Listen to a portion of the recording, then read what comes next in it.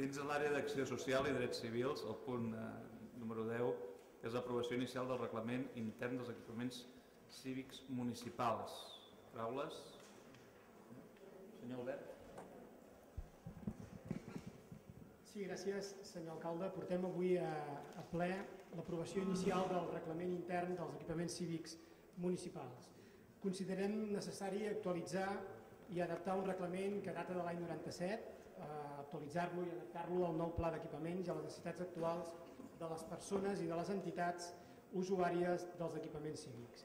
Agraeixo molt sincerament les aportacions del grup municipal del Partit Popular i del grup municipal de Convergència i Unió al reglament que avui aprovarem.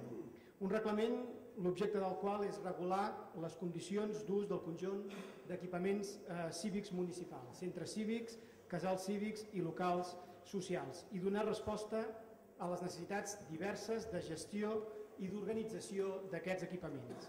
Destacaria bàsicament dos punts: la gestió i el seguiment.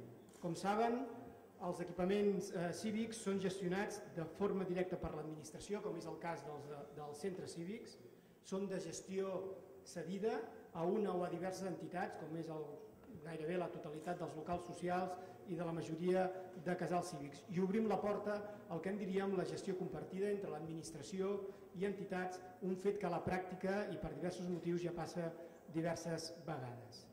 Pel que fa al seguiment, potenciem les comissions d'entitats usuàries dels centres cívics, potenciem les comissions de seguiment dels casals cívics per treballar conjuntament tots, l'administració, les entitats gestores i les entitats usuàries en les activitats, en la coordinació, en el seguiment, en la participació i en les normes de funcionament dels equipaments cívics municipals.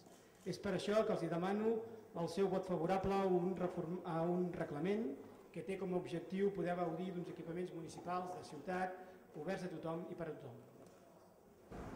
Paraules, senyor Vallvé.